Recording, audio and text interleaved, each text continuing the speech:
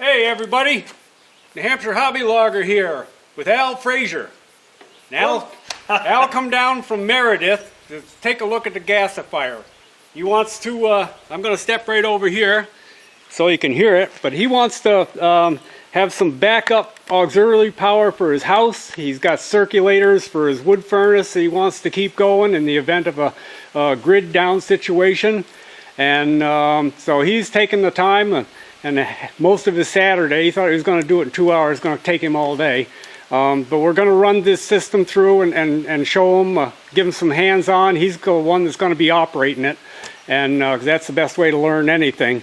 So we've been over quite a bit of it so far on how to produce the fuel, and everybody knows what we got down in the field there. By the way, that's half gone now, that container. That's what I used up during the winter time. It got us through all the power outages we had this winter, so we're grateful for that. So we're in the process now of just getting ready to start up.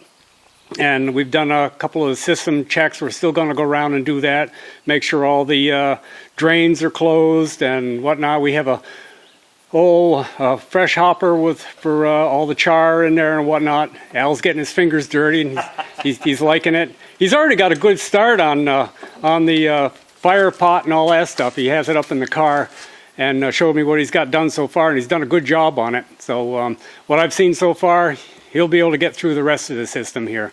So we're just going over filters and things like that now. So that's where we are. So well, we're going to check back in a minute after we get a flare going, and we'll get some more progress. Okay, so we do have a little smudge going in the barrel there. Al's getting ready to see if we can get the primary flare lit. We'll see if that's going to happen. Yes. It's going. Look at that, huh? So we still have a little bit of moisture coming through that cone right there. Like the center white? Yeah. That's the moisture? Yeah. And I think what I'm going to do is, Al, I'm going to close the shop door so you can see what the color is. Ideally, I'd like it blue and purple. You know, the color? Yeah. There's going to be some red in there. Now, you don't want to do this in your living room.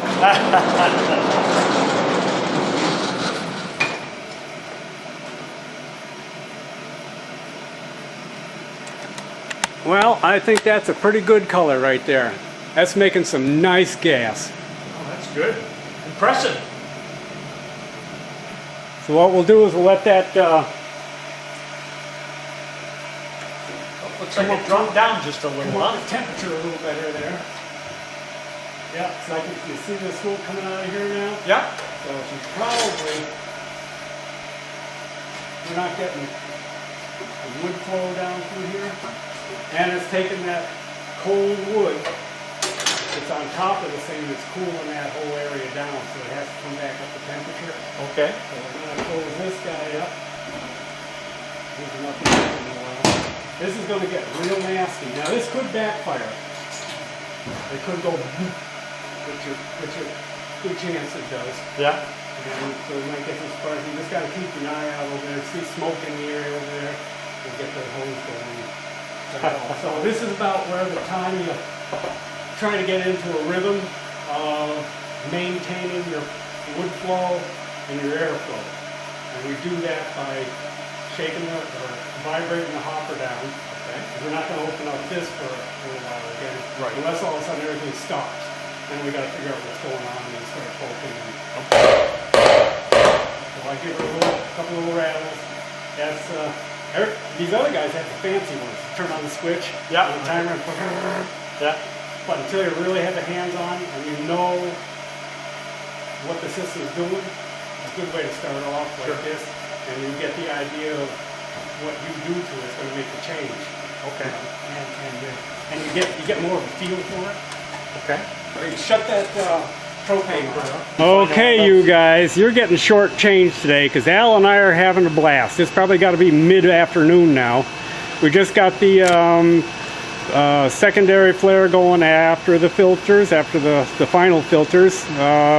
It's looking pretty good. I don't think we have the volume that I normally like to see out of there, but it's certainly going to be enough to get the left for dead going.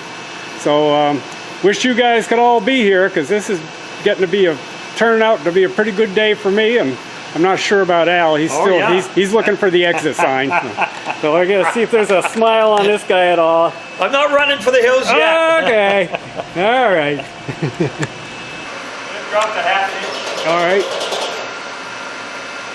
What's the temperature now? I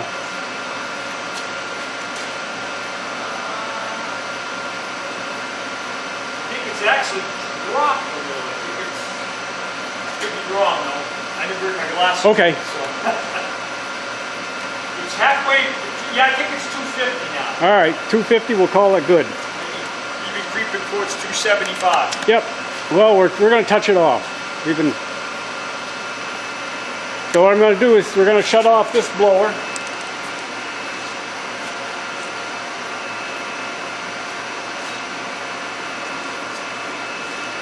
We're going to close this off so we don't get any air going backwards. Yep. Pull that out. That gets swung right over here. This gets pushed a little healthy time. That goes right in there. Open it up to the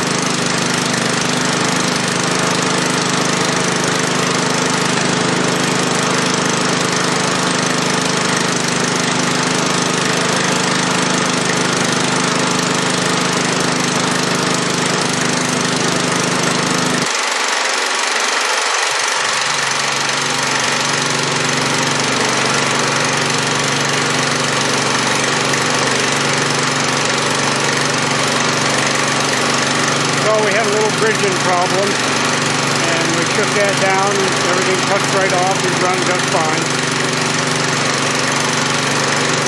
I did try something that's seen lately on Steve's there, is I changed the angle of the flare. I put just a right angle pipe on there. I was having trouble lighting it before and staying lit. It was nice smooth flame, but just wouldn't stay lit. Put that angle on there and it just blows right out of there beautiful. So there's something to that. It must keep the heat right in that area to help the ignition. So I'm happy with that.